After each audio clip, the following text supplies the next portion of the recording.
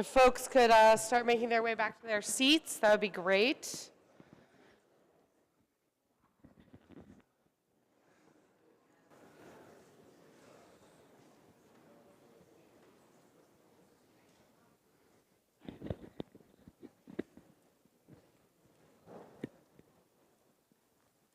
All right, please join me in welcoming Hao Lin.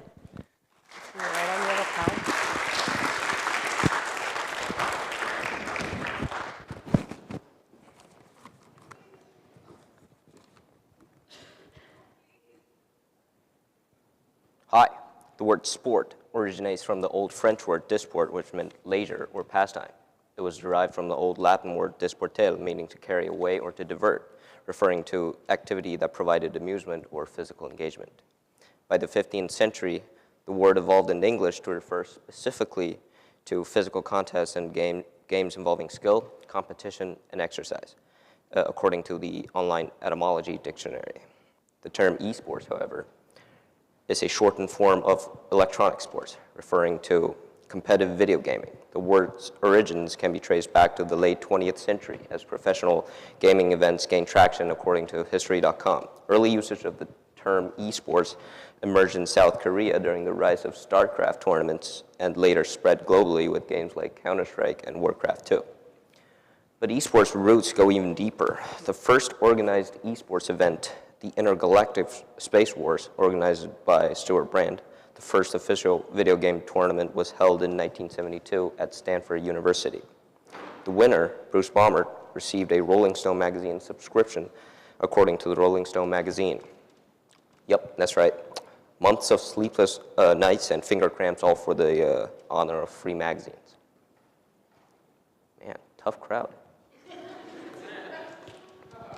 But still, this event marks the start of the formalized gaming competition. Stuart Brand, who organized it, recalled it as a quirky moment that has since become a major milestone in gaming history.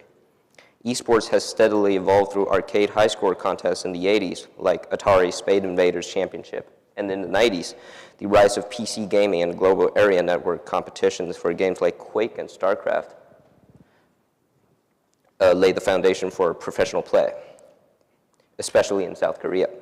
The early 2000s saw the formation of organized leagues with the rise of streaming platforms like Twitch and interactive live streaming service for a constant spanning gaming, entertainment, sports, music.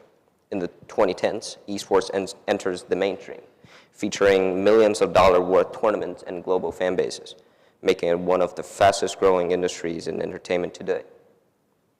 I'm Holin Jang, and welcome to my Capstone project.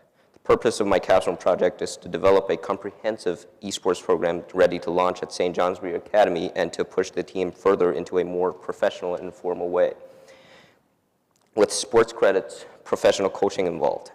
Despite the growing support from athletic and administrative departments and benefits demonstrated, the Academy currently lacks a structured gaming opportunity for students interested. This project would fill in the gap by exploring how esports can promote academic success, inclusivity, scholarships, and future career pathways, while fostering community sense at the same time.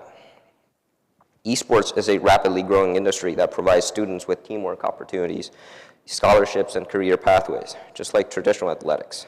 According to a landscape analysis of high school esports in the United States, a research conducted by Ridman, Jason G., and University of California, Irvine, 2025, the project explores how implementing an esports program can benefit students in the academic environment. According to the National Federation of State High School Associations, over 200 colleges and universities across the states now offer $15 million worth scholarships. In fact, scholarships.com reports that there are over 250 varsity esports programs in the US, with some students receiving full-ride scholarships. The University of Pikeville and Harrisburg University were among the first to offer these scholarships in 2015 and 2017. That means esports isn't just about playing games. It's about opening doors to higher education and real careers. Esports develops real-world skills, teamwork, critical thinking, communication, and leadership, which are all essential for today's job market. A solid example for this is that, according to a research from University of California, Irvine, their esports program was the first at a public university and has successfully combined academic performance with competitive gaming, boosting a 94% graduation rates among its esports athletes. Their program emphasizes 4 pillars: competition, research, community, and career development. This serves as a model for how esports can integrate into an academic environment while promoting student success. This aligns with Alexander Aston's involvement theory, who was the LMM Carter Distinguished Professor of Higher Education and Organizational Change at University of California, Los Angeles. He argues that greater engagement in school activities leads to better academic outcomes. Studies also suggest that structured programs tied to academic performance can eliminate concerns over excessive screen time or gaming addiction, according to a study of motivation and experiences of esports players in online competitive gaming, an article written by David Loxa. After all, if you're going to fry your eyes staring at a screen for hours, you might as well gain a diploma with it. One powerful aspect of esports is its inclusion. A landscape analysis for high school esports suggested that esports fosters a sense of belonging for students who may not participate in traditional school athletics. It offers students belonging for students who it offers students an outlet to be a part of a team, build confidence, and feel connected. Quote from Mr. Nate Yates, Evening Athletic Facility Coordinator, JV Boys Basketball Coach, Dorm Proctor, Class of 2017. Quote, the social barrier is one of the major concerns, which is why bringing the kids who play well into the light is so beneficial, to create the social bonds just like other athletic teams, which is probably why the Dungeons & Dragons Club at the Academy is so big here. It provides kids who are not involved in sports a way to connect. It's also the only place where where it's socially acceptable to cry after a dice roll and still be considered as a team player. However, while the participation is growing, there is still a lack of representation from all gender and racial groups in the Academy community. Since most of the participants are dorm students with only a few day students involved, addressing inclusivity would greatly align esports programs with educational equity goals for the Academy. High school esports is also gaining legitimacy with VPA, which is the Vermont Principal Association, recently partnering with Play Versus to integrate esports into school athletics in June 2023. Play Versus is a platform that organizes and manages competitive esports leagues for high school and college students across the United States.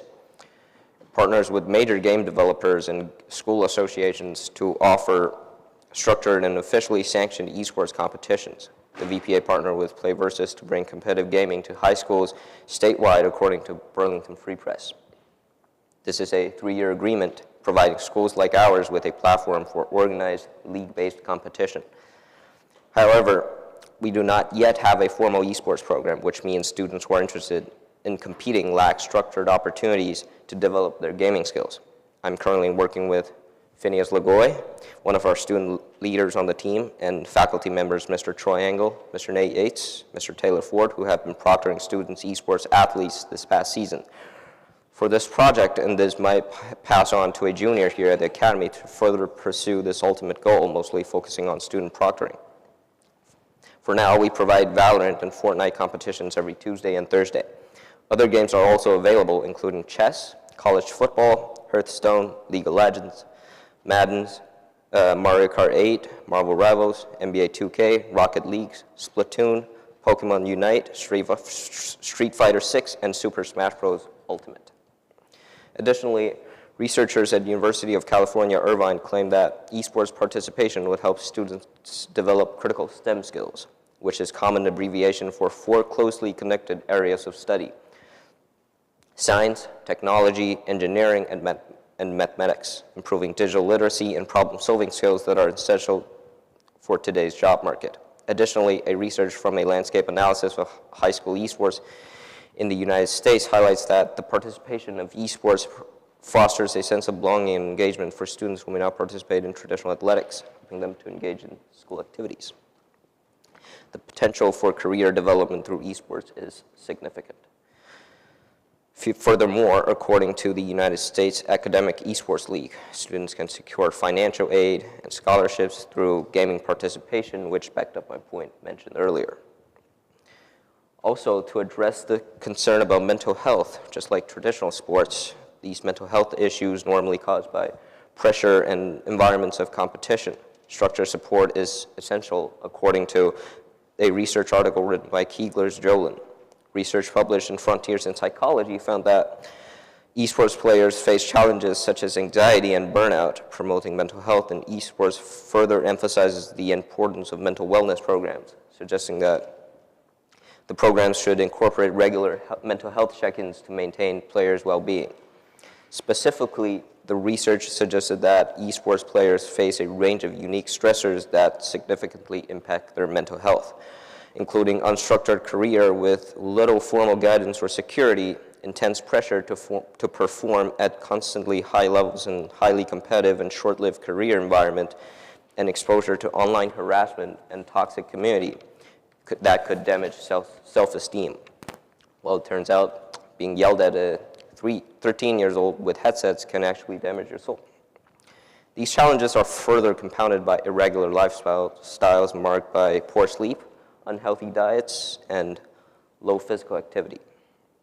Despite these risks, most esports organizations lack structured mental health protocols, and support that does exist tend to be reactive instead of preventive. Additionally, the persistent stigma surrounding mental health often discourages players from seeking help. Based on the points mentioned all above, the research illustrate that the field requires a proactive, collaborative approach that includes education and training for players and staff, integration of mental health professionals within teams, and cross-disciplinary efforts combining psychology, medicine, and esports practice to create a tailored, sustainable support system.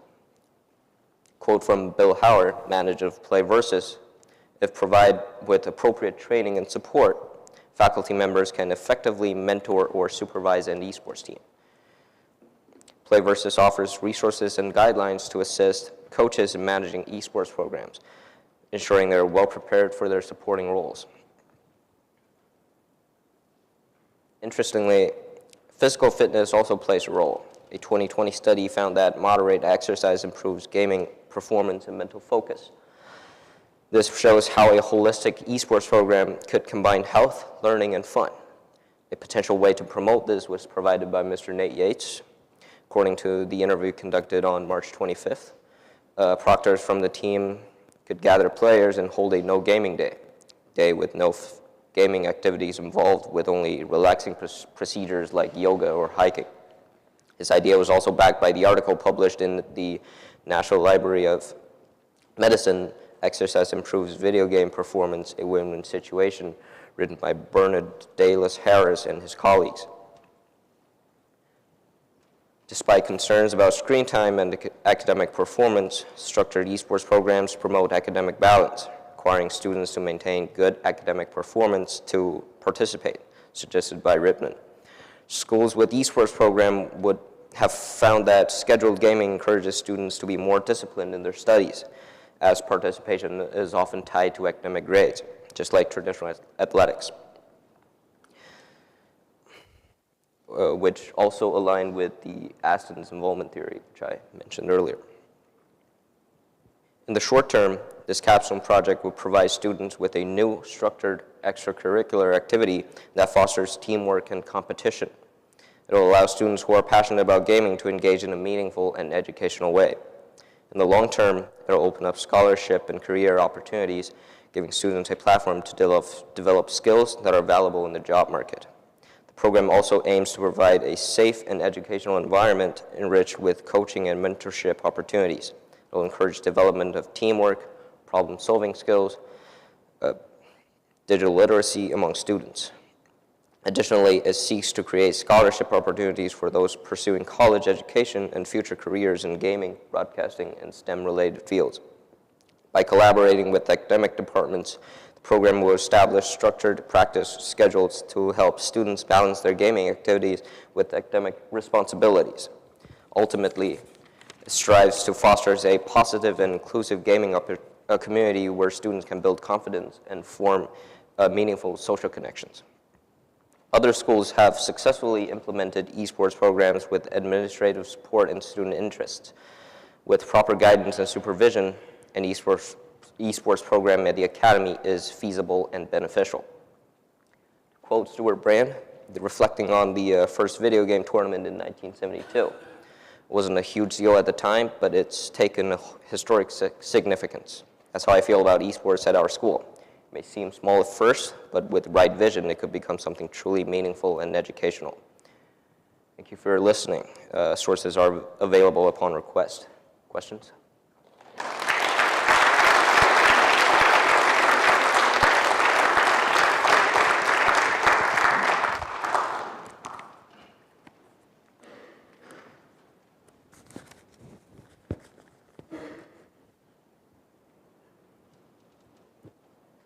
Sorry. How could a program like this become more accessible to people who maybe can't afford like gaming systems or anything? Maybe the athletic departments would provide scholarships or something like that. Yeah.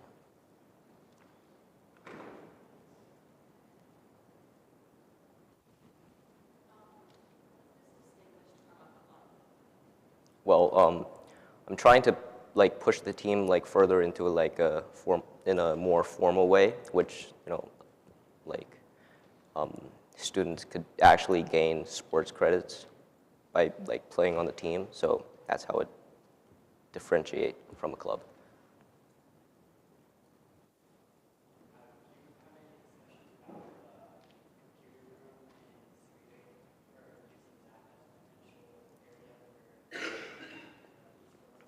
I did, but obviously the setup in there is pretty bad, honestly. Yeah.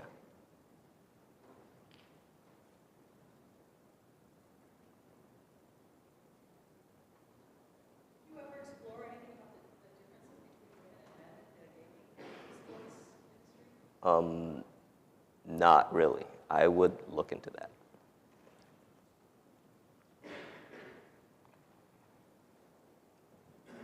So in chess, there's an obvious physical element, just players who are seriously fit, and a pretty good balance between how much time they spend, sedentary at the board, sedentary playing chess and working out.